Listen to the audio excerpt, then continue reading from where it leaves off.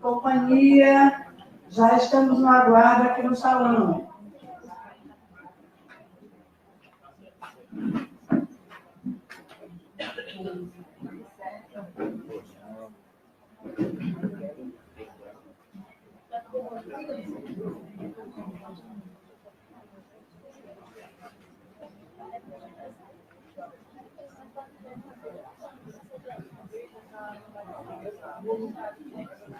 Posso? Isso. Então, agora é conosco o nosso irmão Marcelo Shoa com a palestra A Vigilância como Chave do Triunfo Espiritual. A última palestra da manhã. Ok.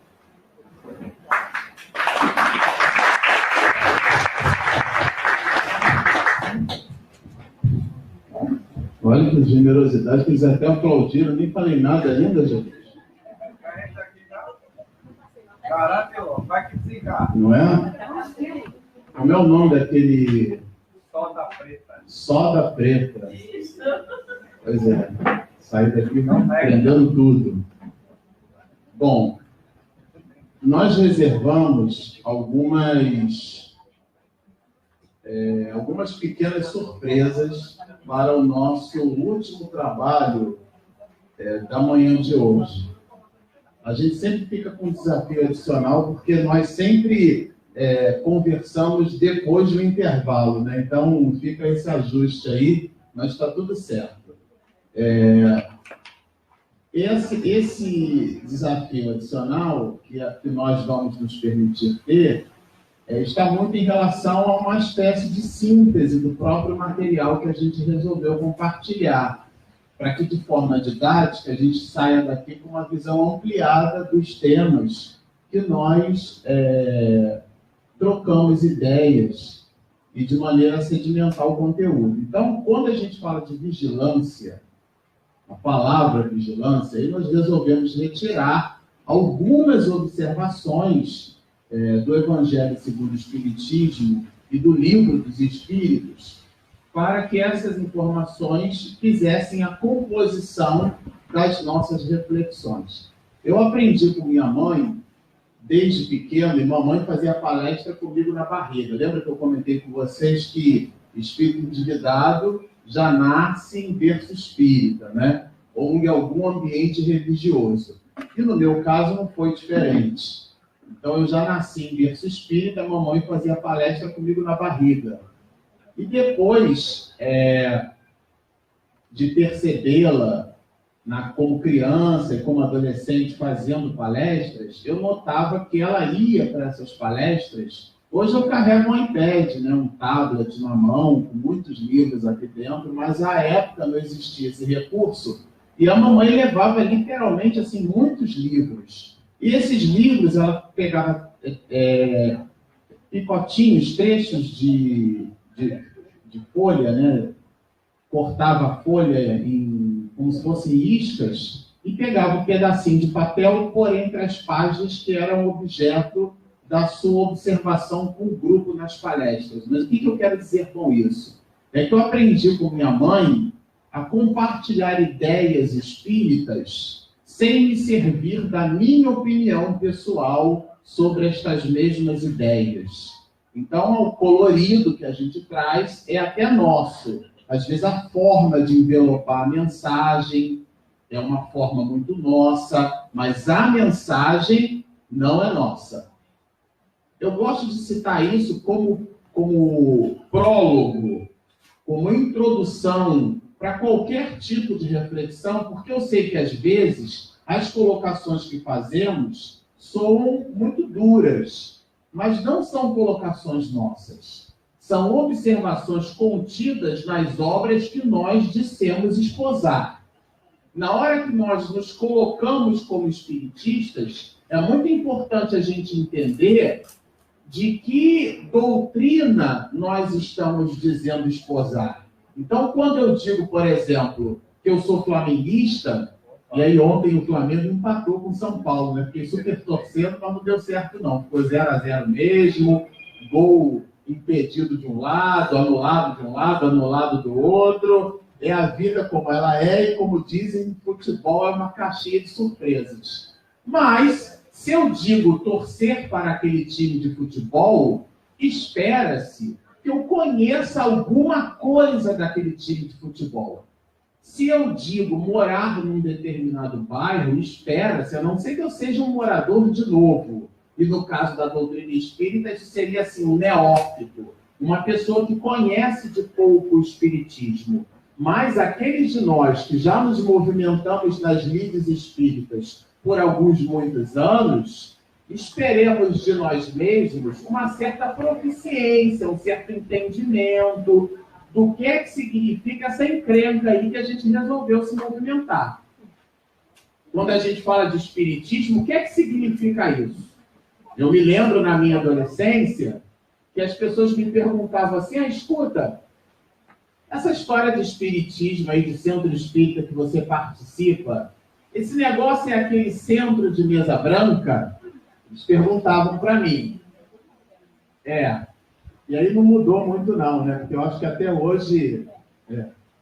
E eu respondi assim, olha, vai depender da cor da toalha que está por sobre a mesa. Às vezes a toalha fica suja, né? O pessoal lá é higiênico, resolve trocar, limpar e tudo mais. E aí bota a toalha branca, referindo-se ao centro de mesa branca, mas a toalha fica suja, né? O branco é o bonito, mas suja toda hora. E aí a turma coloca a toalha azul, coloca a toalha amarela, eles são bem criativos. Então, eu não consigo responder essa sua pergunta assim, desse jeito, porque o centro espírita que eu frequento não é, por esse motivo, um centro de mesa branca, porque a toalha da mesa muda de cor. Mas o que eu quero dizer com isso? É que a religião que dissemos professar, e agora em 2020 nós teremos o censo, que efetivamente vai aquilatar posições mais atualizadas da nossa condição religiosa dentro do Brasil, muitos de nós, porque ouvíamos falar que o espiritismo é uma filosofia, que o espiritismo é uma ciência, aliás, no próprio livro que é o Espiritismo, Allan Kardec vai nos dizer ao final da introdução desta obra. O espiritismo é uma ciência que estuda a origem e destino dos espíritos, bem como de suas relações com o mundo corporal. Esta é uma definição que Allan Kardec deu para o espiritismo. Então a pessoa vai dizer, não, espiritismo não é religião. E aí, no censo, o censo não vai coletar os menos de 2%, que é o número que a gente tem estimado até então, de espíritas no Brasil. Uma pátria, né, um país-continente com mais de 203 milhões de habitantes, 2% desse montante é de espíritas. Portanto, uma parcela muito pequenininha. Mas é curioso, porque quando a dor aperta o coração, o ateu, graças a Deus, vai para o centro espírita resolver as suas encrencas. E aparece um monte de gente dizendo professar uma crença que com os amigos no coloquial, ele por achar que é de mesa branca, isto é, estamos falando da ignorância, a capacidade de ignorar, como igualmente desconhecer, nós vamos, então, criando uma espécie de preconceito, inclusive irradiando esse preconceito para os companheiros de religiões afrodescendentes, porque possuem na mediunidade com igualmente a característica de se comunicar com os espíritos. Característica essa que na Bíblia poderemos facilmente encontrar em vários movimentos. Para citar um deles, o mais antigo, uma proibição de Moisés, há mais de 7.000 anos, portanto, porque proibiu para nós a comunicação com os mortos. Proibiu porque o fazíamos de maneira, até então, pouco doutrinária ou pouco evangelizada. Ou os critérios que utilizávamos para a comunicação com estes mesmos espíritos, e os espíritos, Allan Kardec vai nos dizer, nada mais são que os homens que viveram na Terra, que as mulheres que estiveram conosco. Isso significa pensar, dizer e sentir que o fato de alguém desencarnar não lhe atribui propriedades intelectuais e morais que já não as possuía quando por sobre a face da Terra. Isso é muito importante, porque nós não damos pelota para nossa tia que está doente e visitamos uma colônia de rancenianos, né? Isto é, leprosário, visitamos um orfanato, visitamos lugares que recebem pessoas idosas, mas o familiar nosso a gente não dá a menor pelota. Mas depois que desencarna, a gente busca a casa espírita para querer informações a respeito deste mesmo familiar. E eu vou repetir a palavra que nós utilizamos a este respeito. Isso chama-se hipocrisia. Porque nós já não cuidávamos quando entre nós. Por que agora da preocupação pelo fato de ter desencarnado? E já vamos começar a entrever os elementos que representam processos necessários para o tema que se estabeleceu na manhã de hoje como sendo a vigilância. Aqui seria um seminário de 1h30, no mínimo, só para começarmos a buscar e entender sobre esse tema, sobre essas questões, porque evocam de nós uma linha de raciocínio muito grande. Kardec vai nos dizer assim na obra o que é o Espiritismo. Para combater um cálculo, é necessário opor-se-lhe outro cálculo, o que exige saber calcular. O que ele quer dizer com isso? Quando apresentamos um argumento contrário a respeito de alguma coisa, o argumento pode ser contrário, o contraponto pode ser feito, mas a linha de raciocínio original precisa ser por nós conhecida.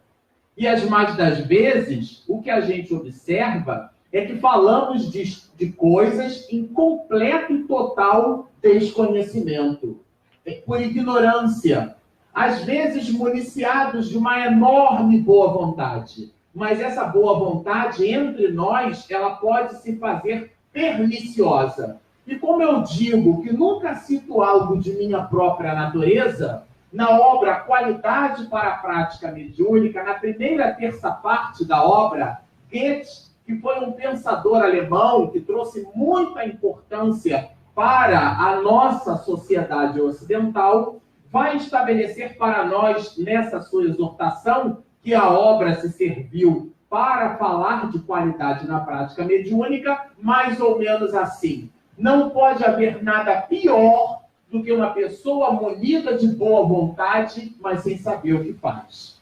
Eu vou repetir para fixar, porque a repetição é sempre um certo instrumento didático de fixação. Não pode haver nada pior do que uma pessoa munida de boa vontade, mas sem saber o que faz. Portanto, a qualificação é algo que compõe, inclusive, agora já entrando no périplo da nossa temática, que compõe vigilância entre nós, espiritistas. Já que professamos essa religião, já que visitamos uma casa espírita, pois que leiamos as obras básicas da codificação, para que não fiquemos com a opinião de um palestrante, que é um ser humano tão igualmente equivocado quanto os outros 7 bilhões e 300 milhões de habitantes por sobre a face da Terra. Porque a gente fica com a opinião do livro, de um livro, a gente fica com a opinião do filme, a gente fica com a opinião de um trecho de 30 segundos que viraliza numa lista de WhatsApp, de maneira que não possuímos nenhuma profundidade em cima de determinadas temáticas. O convite da vigilância, portanto, começa no exercício do nosso próprio estudo. Porque quem acende uma vela é sempre o primeiro a se iluminar. Então, nós não aprendemos para mostrar nada para os outros. Nós aprendemos para adquirir senioridade por sobre nós mesmos.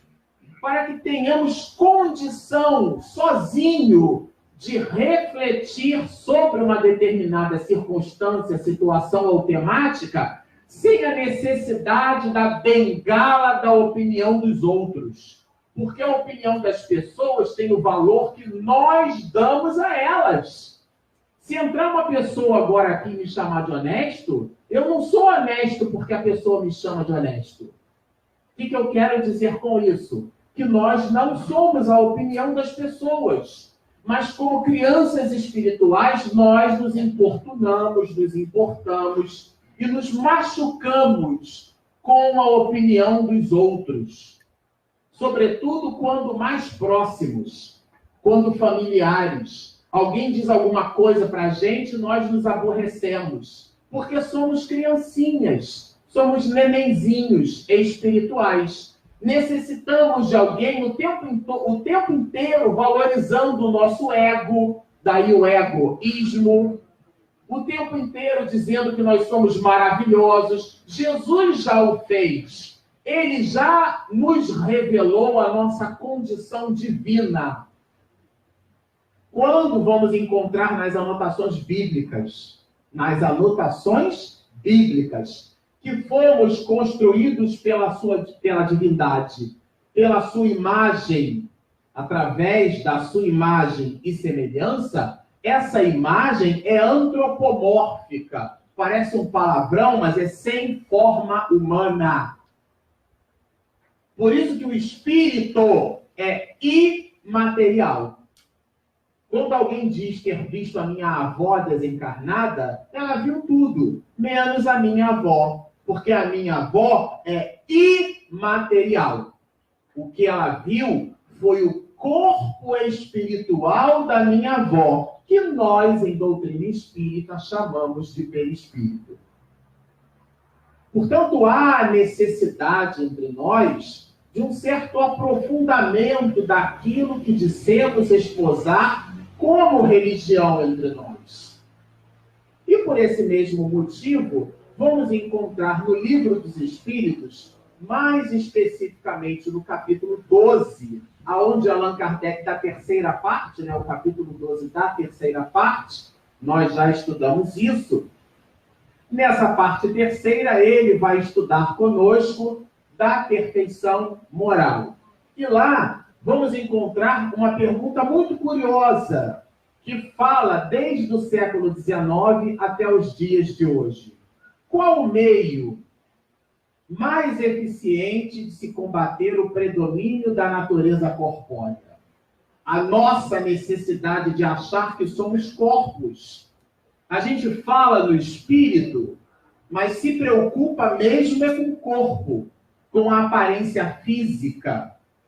Não que não devemos nos preocupar com a aparência física, a mensagem não é essa, mas não em detrimento, isto é, em diminuição da espiritual. O Livro dos Espíritos vai nos dizer, na parte que trata da parentela física e da parentela espiritual, que ele chama de parentela corporal, que nós herdamos dos nossos pais atributos genéticos, mas não herdamos moralidade. É tão parecido com o pai, é por uma simpatia, por uma comunhão de pendores, porque são espíritos afins, afinidade de comportamento. E vai, inclusive, a codificação extrapolando essas reflexões, com igualmente nos informar que existem algumas pessoas que são feias. A gente comentou isso aqui, né? A Bíblia diz assim, não são agraciadas de formosura, né? Que é uma expressão para dizer que não é tão bonito. Mas, curiosamente, algumas dessas pessoas irradiam beleza, irradiam bem-estar, irradiam simpatia, de forma que nós desejamos o tempo inteiro estar ao lado delas, em detrimento, isto é, em diminuição de outras, que são criaturas belíssimas, mas possuem o tônus da arrogância, possuem essa sensação de mal-estar que nos causa pela empáfia, por se acharem um vagalume, tudo que toca brilha, a pessoa acha que brilha. Isso cria em nós o desejo do distanciamento, ao passo que outras, mesmo sendo criaturas feias, não tão belas, elas irradiam a beleza da alma. Logo, o corpo físico nessa análise, que vai ali das questões 204, 205 até a 207, vai ali no Livro dos Espíritos nos ensinar que o corpo fala muito pouco do espírito, muito embora o espírito vá impregnar no corpo tudo aquilo que fale dele mesmo.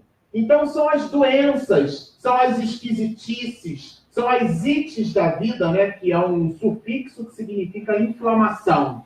Então, sinusite é inflamação nos sinos. Se você pegar o crânio, vai olhar que parecem sinos.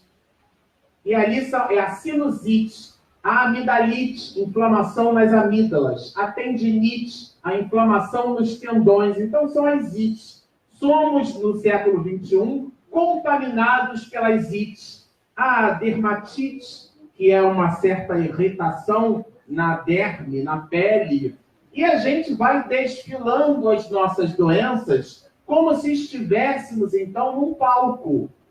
Não considerando que as nossas ites são resultado das nossas próprias idiosincrasias, das nossas próprias dificuldades, quando deveríamos destilar entre nós as nossas virtudes. Já que Jesus nos exortou, vós sois deuses.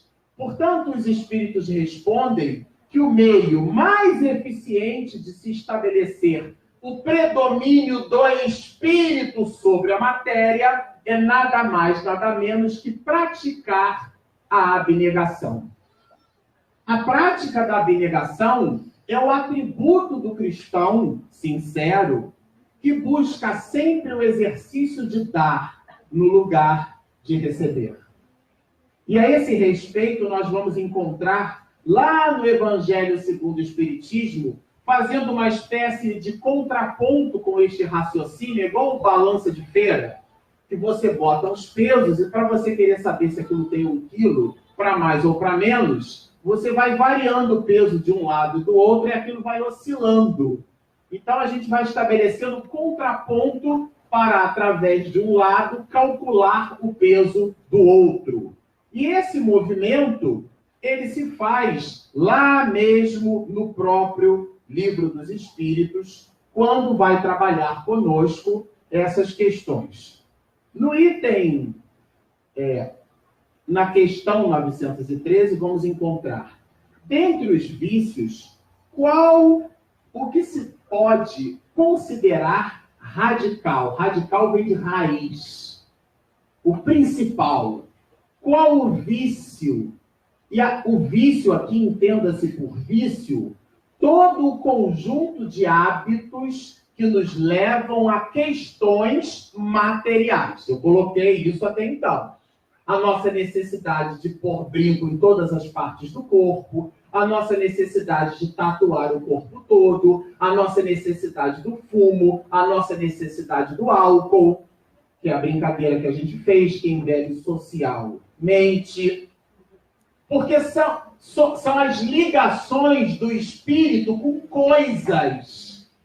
Tem algum problema em tatuar-se? Conheço muitas pessoas tatuadas que têm um arroubo de moralidade muito grande. Mas do ponto de vista da estratégia espiritual da criatura, toda a movimentação do ser coisificada é uma movimentação distanciada das suas realidades, que são eminentemente espirituais. Aqui não é uma censura, é uma análise que nós, como espíritas cristãos, precisamos ter. Então ficam essas questões, tem problema de beber um pouquinho, tem problema de fumar um pouquinho. E aí a Rose trouxe o ão, né? E nós nos estabelecemos a concessão do inho. A pessoa come 1 quilo de carne na churrascaria, mas pede um pedacinho. Vocês já viram?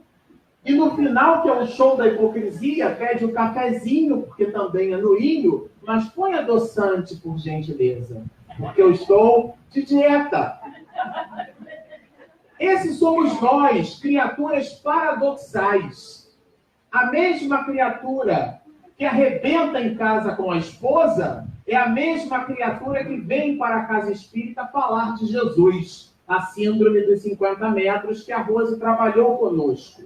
A gente precisa ficar muito atento para não fazer da vida um show de hipocrisia. Que a relação da criatura é com o Criador, gente. Essa é a mensagem do Espiritismo. Nós não temos conta com a vida de ninguém. A nossa responsabilidade é acender a própria luz. Agora, é óbvio, alguém que está mais à frente, a gente estica a mão e essa pessoa toma a nossa mão, assim como nós, entendendo quem está na retaguarda, esticamos a mão e, olha, a gente faz esse movimento de liga, de união. A verticalização da criatura, a ascensão em relação a Deus, acontece na horizontalidade das nossas relações. Mas a gente acha, sabe o quê? Que o que é importante é projetar o ego. E aí transforma isso num egoísmo. Na doutrina do ego. E aí Allan Kardec pergunta sobre o egoísmo. Dentre os vícios, qual se pode considerar radical? E os espíritos vão responder. Temos-lo dito muitas vezes, 2 pontos. Não é novidade agora na 913. Toda a obra dividida em 4 partes trabalha essas questões. Temos-lo dito muitas vezes, mas vamos repetir. O egoísmo. E o que é o egoísmo? Daí deriva todo o mal. Daí deriva todo o mal. Ansiedade deriva da onde? Do egoísmo. Depressão deriva da onde? Do egoísmo. Os assassinatos derivam da onde? Do egoísmo. Todo o mal deriva do egoísmo. Da nossa capacidade. Às vezes a criatura acha que não consegue expender amor e ela faz o papel da vitimização, porque como doente, todo mundo presta atenção nela. E ela se vitimiza dentro de casa. Vós sois deuses, disse Jesus. Comentava com os meninos do carro que na Marinha, a gente aprendia assim, quando você não aguentar mais, tu não aguenta mais. Quando você não aguentar mesmo, é porque você ainda tem 40%. Qual é a mensagem? Para de sentir pena de você mesmo. Vós sois deuses. Se nós somos filhos do Criador, tudo isso que existe é pra gente. Vocês conhecem aquela anedota espírita? Porque tem anedota espírita, né? Dizia a anedota espírita de um homem que ele teve uma vida na Terra muito miserável, muito difícil, né? Mas, como cumpriu com a sua missão com afinco, ele chega no mundo espiritual e vê aquela plenitude de Deus. Os mundos, as galáxias, as estrelas piscando, e aquela imensidão, mais de 200 bilhões de galáxias, das quais o telescópio Hubble conseguiu mapear. E aquilo representa para nós um universo. Mas a Einstein vai dizer que existem milhares de universos no universo. E o homem fica doido. Meu Deus, tudo isso agora é meu. E Senhor, dá-me uma ideia da tua grandeza. O que seria para ti 1 milhão de anos? E aí o Senhor, 1 milhão de anos seria para mim como 1 segundo. Nossa, grandeza, né? Mas aí ele lembra da vida miserável que ele teve, da mulher, dos filhos, que ele inclusive deixou. E ele disse assim, Senhor, e o que seria para ti 1 milhão de dólares? Aí Deus disse assim, 1 milhão de dólares seria como 1 centavo de dólar. Aí o homem disse, Ah, Senhor, tão misericordioso, né? Dá-me 1 centavo. Ao que Deus redarguiu. Espera 1 segundo. Porque a temporalidade das relações humanas está muito centrada no aqui e no agora. Dissemos que somos reencarnacionistas, nos colocamos como espíritas imortais, mas o que a gente quer é agora. Eu quero receber agora. Eu quero que me cure agora, esquecendo que a doença é do corpo. E a cura real vai na alma. O Espiritismo não tem proposta de curar corpos. O Espiritismo tem a proposta de curar almas. Item 350, eu vou citar o livrinho para vocês não acharem que eu tirei da minha cabeça. Cabe ao Espiritismo a redenção da humanidade. A criatura humana precisa se redimir. Então, se você recebeu uma doença, cuide, sim. Você tem um corpo. Mas entenda que há uma mensagem querendo falar. Às vezes a gente quer se distanciar de um problema, achando que o problema está fora, como alguém que extirpa uma verruga. Mas a doença vai na alma. Lembrem de Arigó, como aqui nós estamos venerando o Chico Xavier. Chico Xavier foi abordado e certa vez mediunizado, o médium transmite, é o próprio médium Chico Xavier. Permita lhe extirpemos esta catarata, esta sua angina. E aí o Chico vai dizer, ah, meu filho, isso está registrado em algumas obras. Melhor deixar assim. Porque o defeito que eu tenho, se você me tirar a angina, aparece outra doença.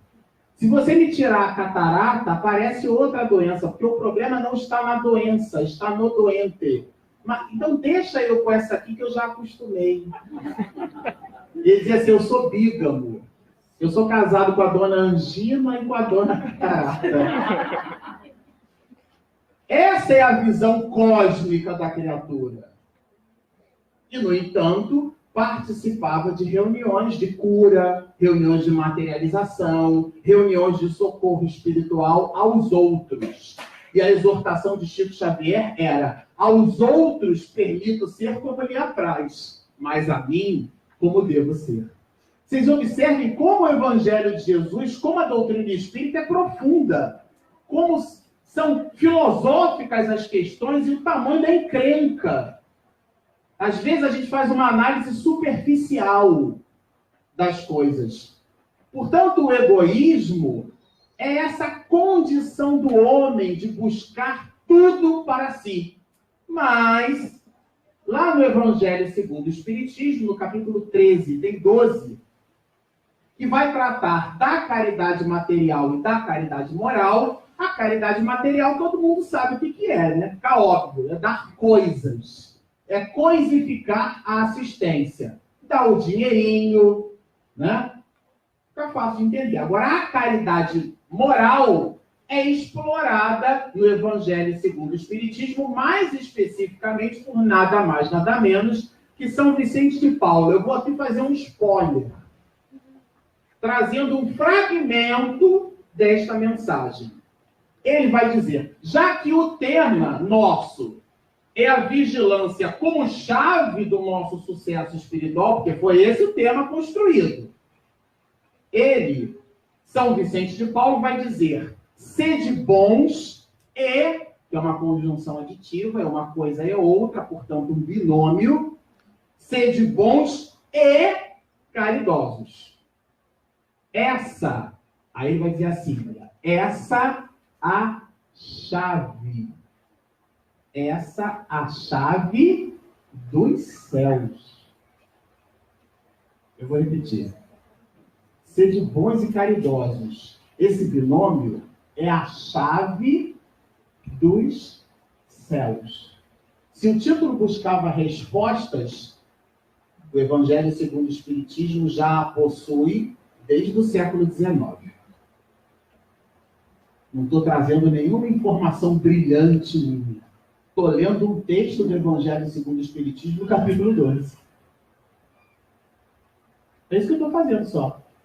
Sede bons e caridosos. Essa é a chave dos céus. Chave que tendes em vossas mãos.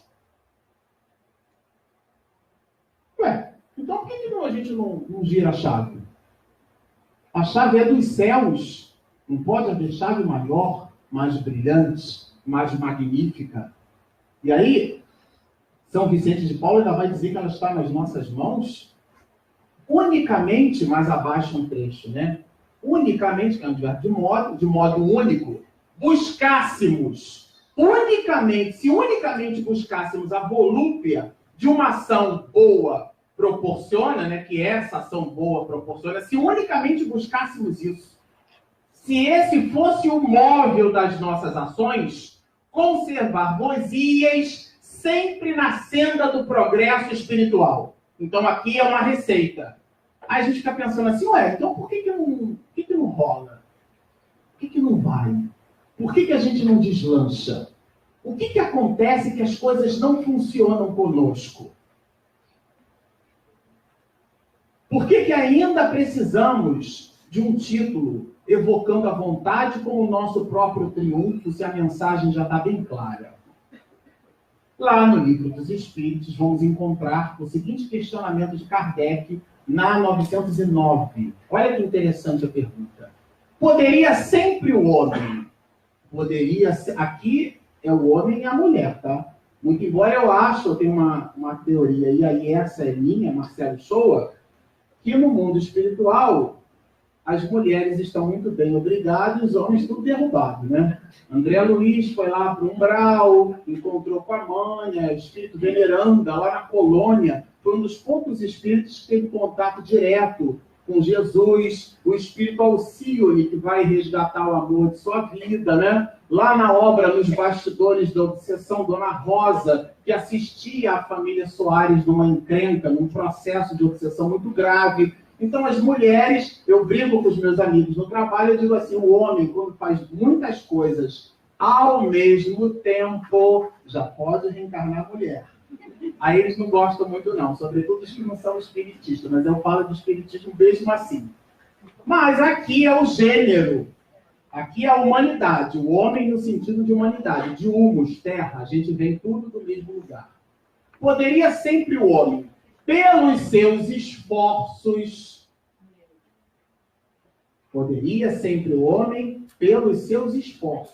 vencer as suas más inclinações?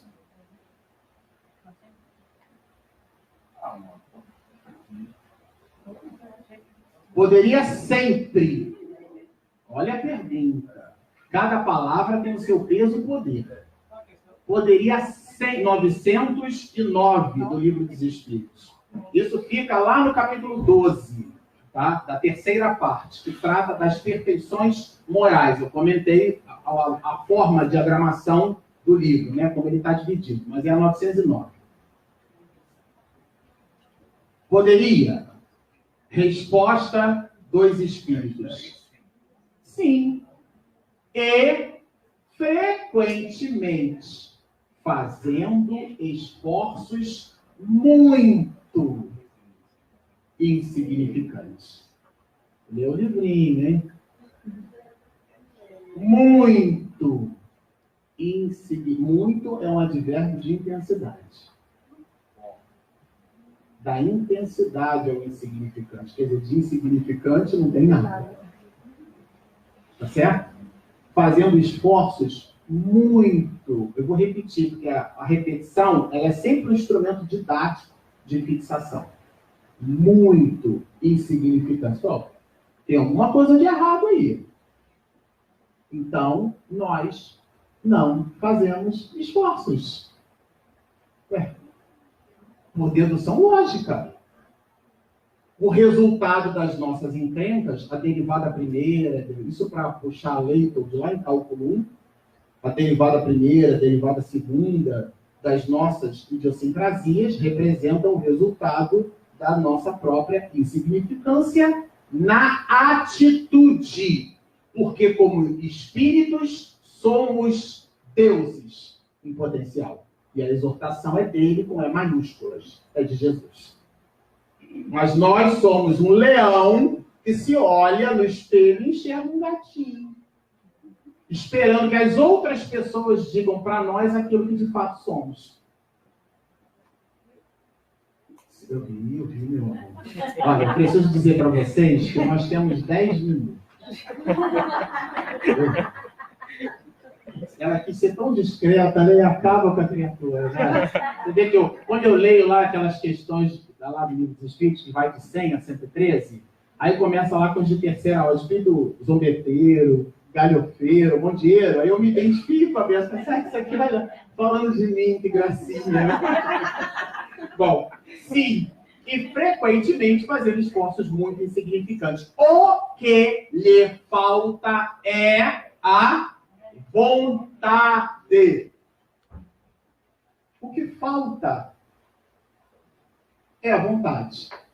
Aí a Rose Kiss deixou beijos para nós aqui de ensinamentos, tá certo? Trabalhou conosco ideias de que no vício, na drogadição, ele busca o que falta. O que falta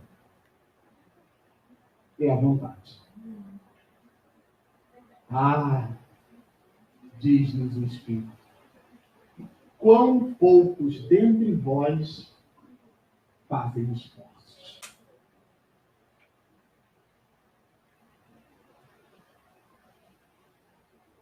Quão poucos dentre vós fazem esforços. Aí eu vou fazer um salto quântico agora.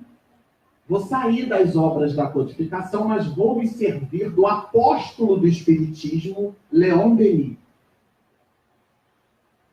Na obra O Problema do Ser, do Destino e da Dor, que eram 3 volumes, o Problema do Ser, um volume, o Problema do Destino, outro volume, e o Problema da Dor, outro volume. No 3º volume, capítulo 1º, que depois que juntou tudo, passou a ser o capítulo 20, lá ele fala sobre a vontade. Aí eu vou precisar do óculos.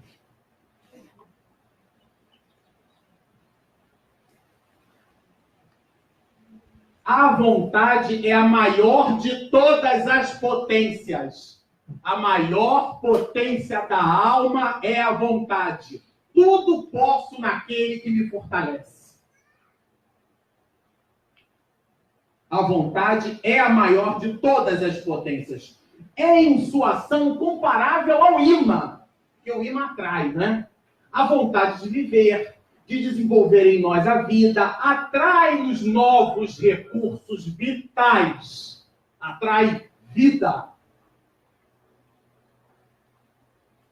Só tem um seminário só sobre cura espiritual falando de Leon Denis. Tal é o segredo da lei de evolução. A lei de evolução, o segredo, a chave do sucesso espiritual está na vontade. A vontade, diz ele aqui, pode atuar com intensidade sobre o corpo fluídico, ativar-lhe as vibrações e, por esta forma, apropriá-lo a um modo cada vez mais elevado de sensações. Prepará-lo para o mais alto grau da existência. E fecha o raciocínio parcial. Eu estou pegando uma gota da obra de Leon Denis. Da obra dele, de Leon Denis. O princípio de evolução não está na matéria. Está na vontade. Cuja ação tanto se estende à ordem invisível das coisas como à ordem visível e material. Então é a vontade que movimenta os astros. Lei de atração e repulsão. Matéria atrai matéria pela razão direta das massas e pela razão inversa do quadrado de suas distâncias. Vontade.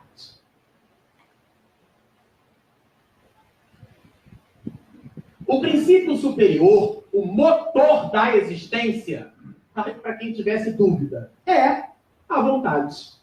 A vontade divina é o supremo motor da vida universal. Portanto, estamos falando de vontade. O que importa acima de tudo, de todas as coisas, é compreender que podemos realizar tudo no domínio psíquico. Somos aquilo que pensamos.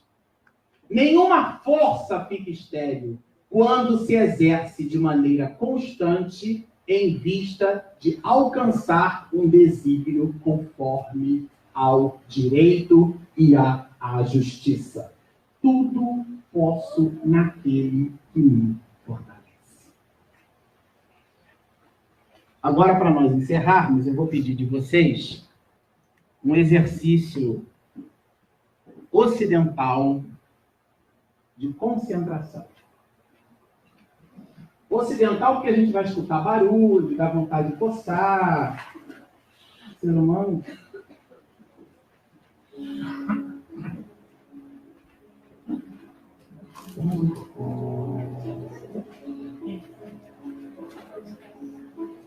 Eu queria que vocês só prestassem atenção na música, por exemplo. Buscassem uma posição mais relaxada possível e fechassem os olhos.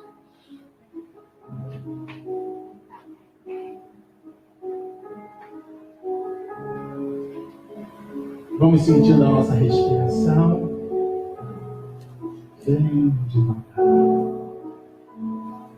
Inspira, prende, expira. Sem pressa, sem exercício de certo e errado, só respira. Inspira, expira.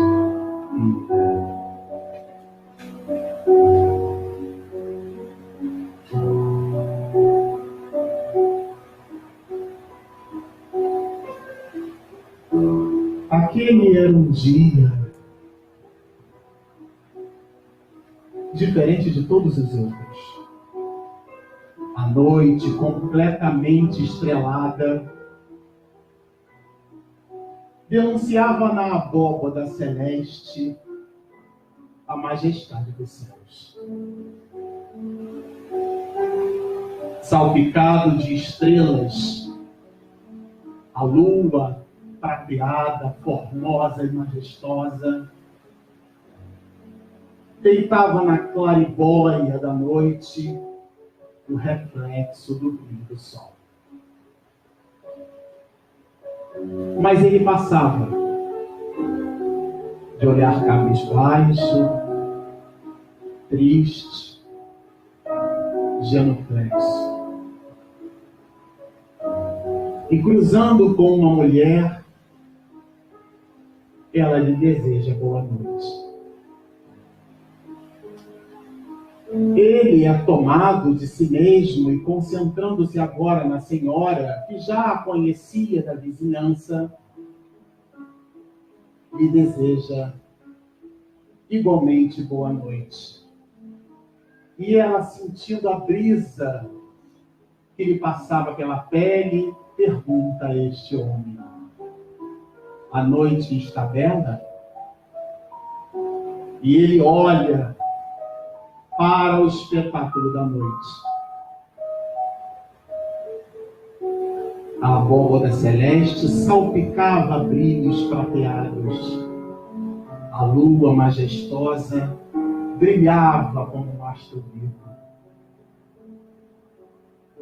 E ele diz assim: a noite está maravilhosa. E a mulher, de olhar cego, morto, como que buscando entrever pelos outros sentidos que lhe sobravam, balbucia: pena que eu não posso enxergar. Ele, então, que já estava ficando completamente surdo, vê-se na dificuldade do outro e é tomado de compaixão. E oferece à mulher a possibilidade de lhe mostrar aquele espetáculo da natureza. E ela vai redarguir dizendo: isso é impossível, meu filho, porque eu sou cega de nascença. Mas deixe que eu tente lhe mostrar um pouco que me sobra uma noite de lua. E tomando a mulher pelos braços, põe ao lado do piano de sua casa, abre a janela, e a luz trapezoidal da noite, formada pelo brilho da lua, deposita naquele cômodo a sua esperança. O homem fita o céu estrelado, fita aquela estrela maravilhosa, a grandeza de Deus. Respira e compõe naquele instante a obra magistral, um som de luar. O músico Ludwig van Beethoven. E porque estamos deixando as últimas reflexões do nosso trabalho, vamos pedir a todos que abram os olhos bem devagarzinho e acompanhem conosco a reflexão dele. Porque se ontem falávamos da obra transportada pela pena de Chico Xavier, hoje deixaremos o pensamento de Chico Xavier. Você nasceu no lar que precisava nascer. Vestiu o corpo físico que merecia. Mora onde melhor Deus te proporcionou, de acordo com o teu adiantamento. Você possui os recursos financeiros que necessita, nem mais nem menos, mas o justo para as suas necessidades. Os seus parentes e amigos são as almas que você recolheu, de acordo com a tua afinidade. O teu ambiente de trabalho foi aquele que você escolheu espontaneamente para as tuas próprias realizações. Portanto, o teu destino está sob o seu comando. Você escolhe, recolhe, elege, atrai, busca, expulsa tudo quanto se lhe rodeia a existência. Os seus pensamentos e vontade são a chave dos teus atos e atitudes. São as forças de atração e repulsão da tua jornada evolutiva. Não reclame, nem se faça de vítima. Analisa e observa. O teu destino está nas tuas mãos. Reprograme sua vida.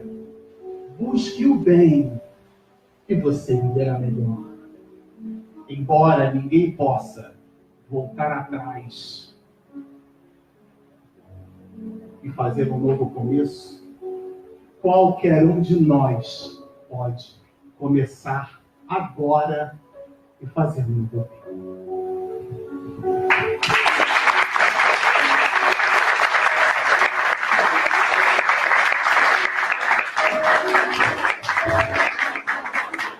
Ai, gente, que dizer, né?